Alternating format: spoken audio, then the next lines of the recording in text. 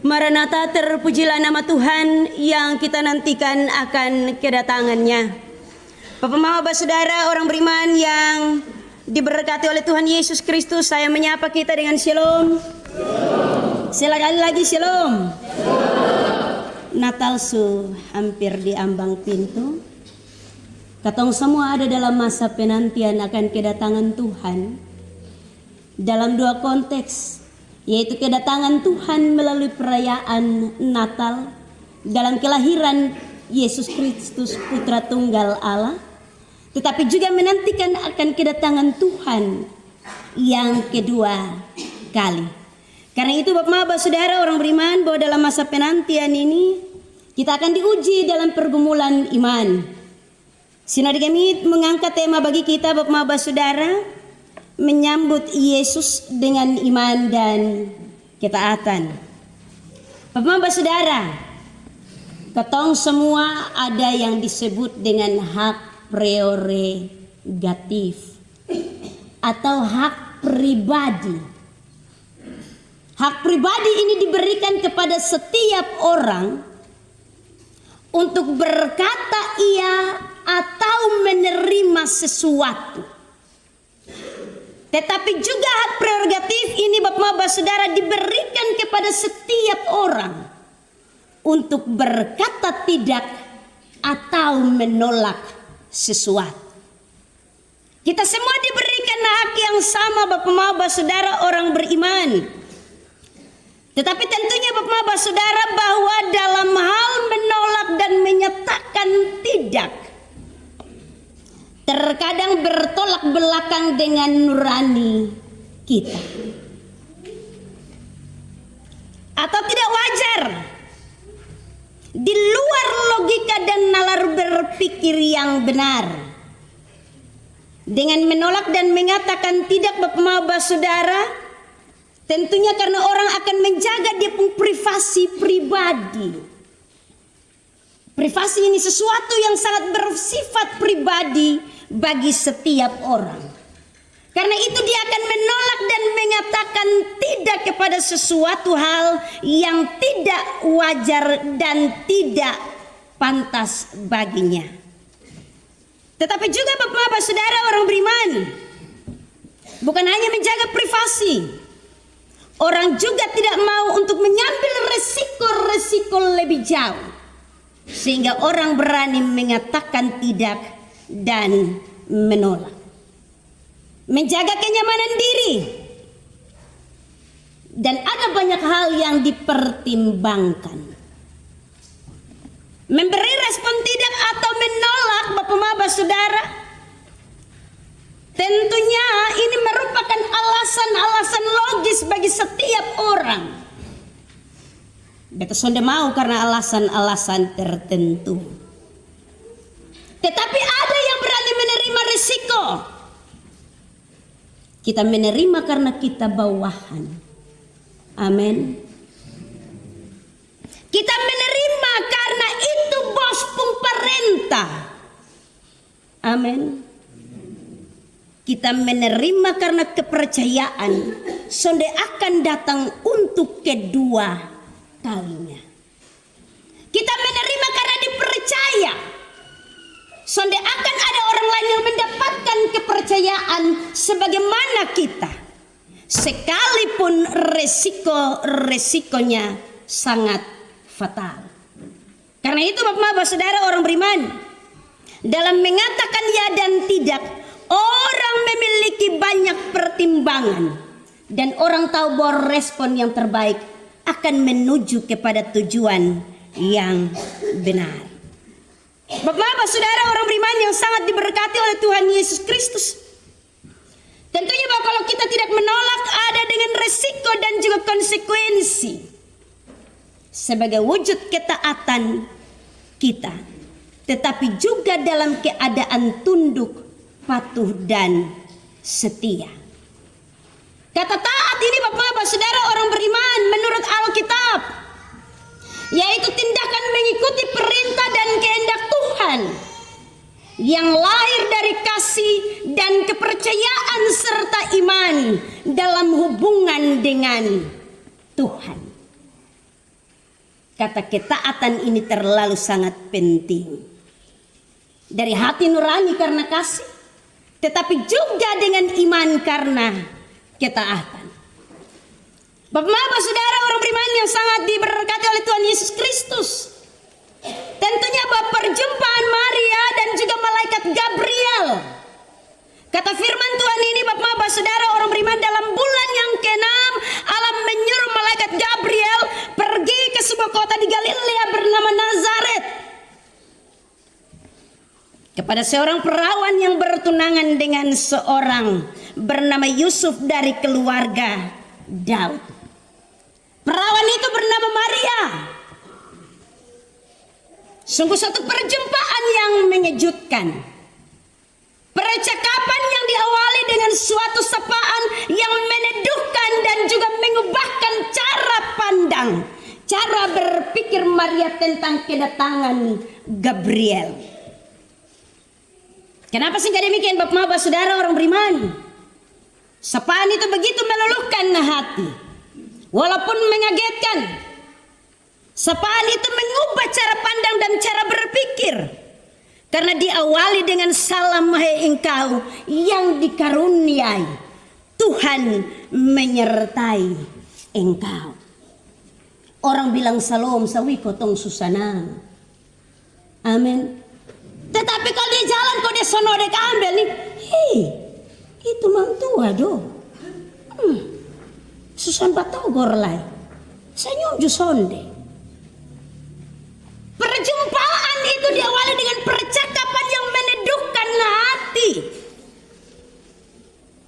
Walaupun bapak-bapak, saudara, orang beriman yang sangat diberkati oleh Tuhan Yesus Kristus, dalam keteduhan itu bapak-bapak, saudara, diikuti nanti dengan satu percakapan yang penuh dengan kontroversi bagi Maria.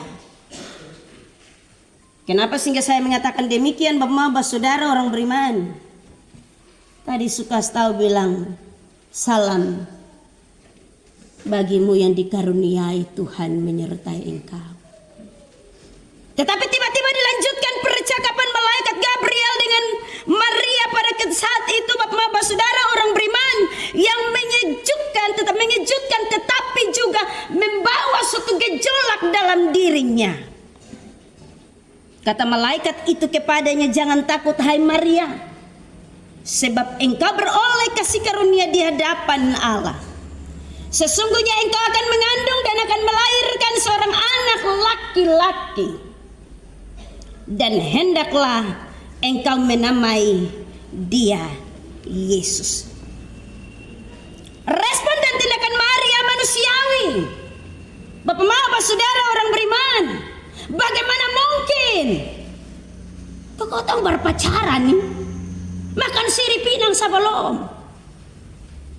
belum ada rencana juga untuk nikah. Bab tua datang kasih tahu bilang beta mau mengandung.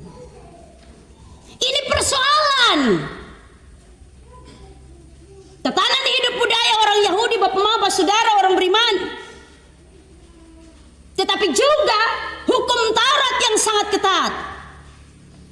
Kalau hamil di luar nikah itu suatu persoalan.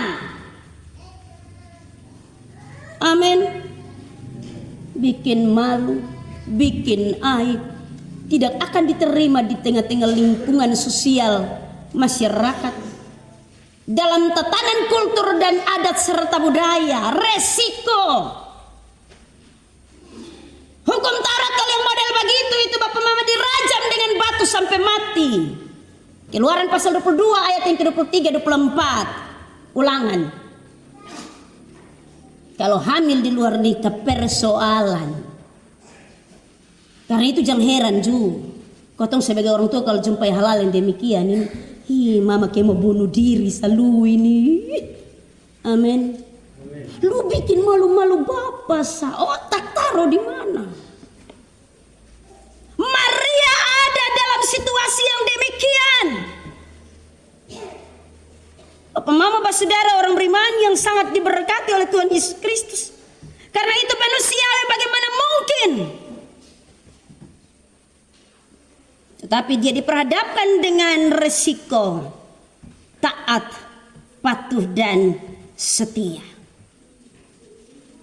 Dia diperhadapkan dengan hal yang sedemikian. Dia dituntut dalam ego kemanusiaannya, agar walaupun nanti ditantang dalam berbagai hal, dalam imannya, dalam kultur tatanan budaya, ataupun dalam berbagai hal, emosional dan mentalnya akan terganggu. Tetapi Maria benar-benar tunduk dan taat. Bapak saudara orang beriman yang sangat diberkati oleh Tuhan Yesus Kristus, resiko terlalu besar. Ada 3 hal yang dipikirkan oleh Maria. Yang pertama, Bapak Mama akan malu dengan celaan orang. Bertunangan mah. Amin. Kita yang mama-mama di nona-nona kalau naik ketemu yang begitu. Pokoknya duduk cari kutu jukotong pembekin begitu. Lihat setei, ada jalan-jalan mah. Amin. Maria diperhadapkan dengan hal yang demikian. Budaya ini menuntut akan dia. Lu mau dapat celaan, tetapi ini malaikat yang datang kasih tahu. Hal yang kedua, Bapak saudara orang beriman, hubungannya dengan Yusuf akan terancam. Ini baru bertunangan, ini hari lu udah beta, besok lu supitin siapa lagi.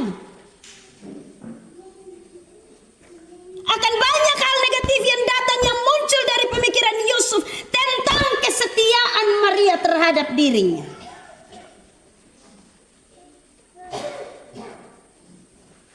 Hal yang ketiga, Bapak saudara orang beriman, yang tadi saya sampaikan, ancaman dirajam atau dilontari batu sampai dengan mati.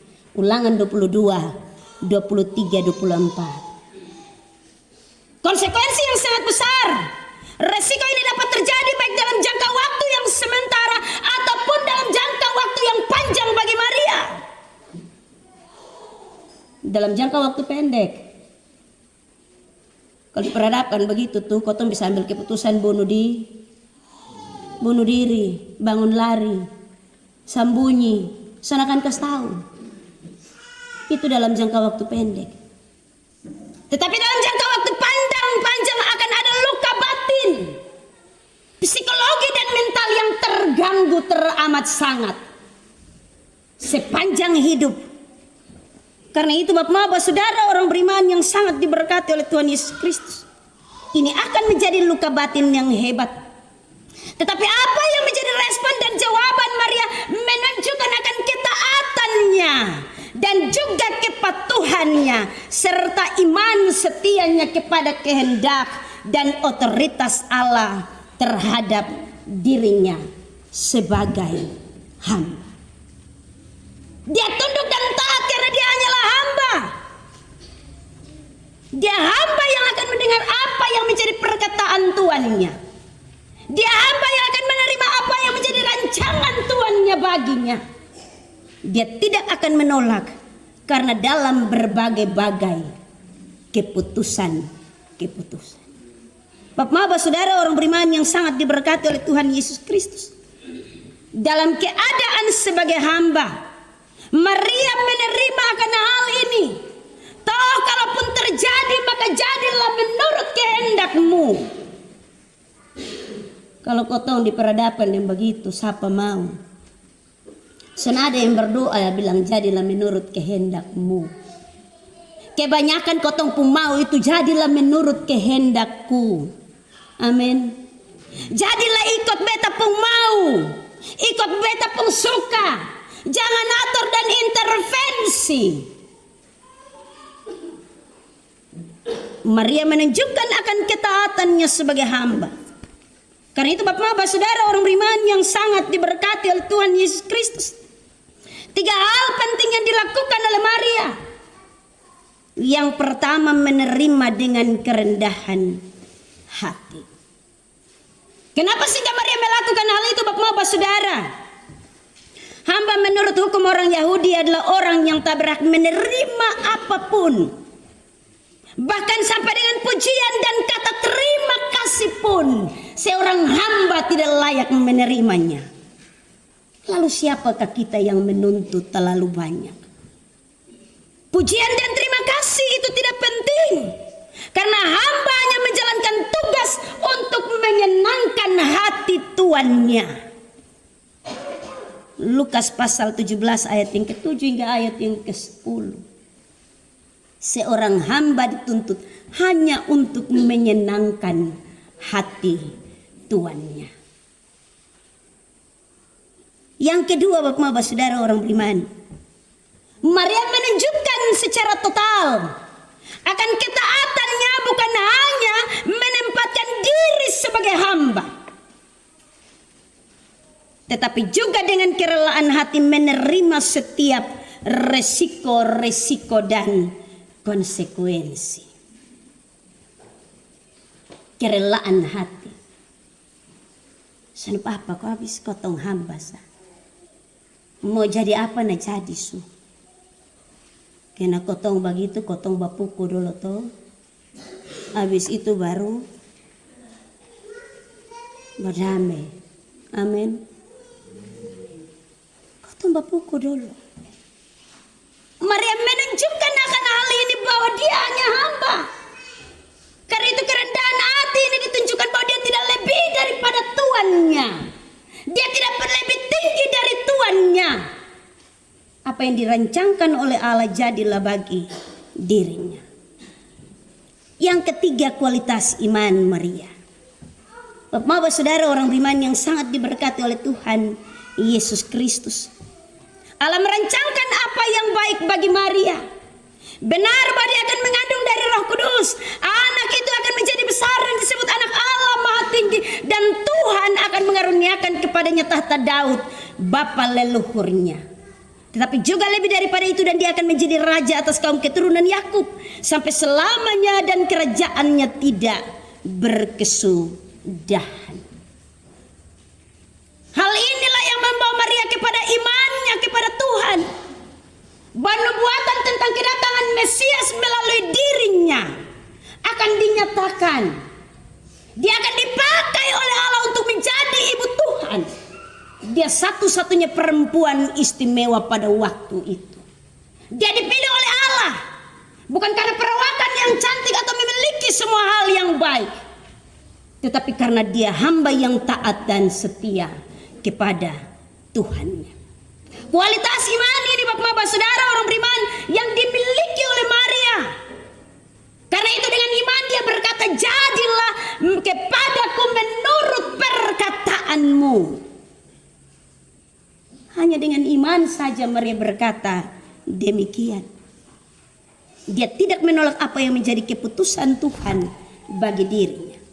Dia tidak menolak apa yang menjadi rancangan Tuhan bagi dirinya. Karena itu dalam ketaatan dan kesetiaan, dengan kerendahan hati dan juga dengan iman, Maria berkata, jadilah kepadaku menurut perkataanmu, bukan perkataanku. Bapak saudara orang beriman yang diberkati oleh Tuhan Yesus Kristus, ketaatan Maria ini menjadi suatu teladan yang baik, menjadi suatu teladan iman bagi setiap orang percaya.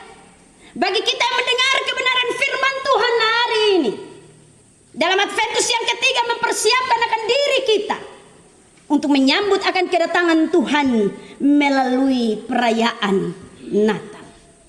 Kita benar-benar mempersiapkan diri kita dalam menyambut kedatangan Tuhan, mempersiapkan iman kita, mempersiapkan diri kita dalam ketaatan kepada Dia.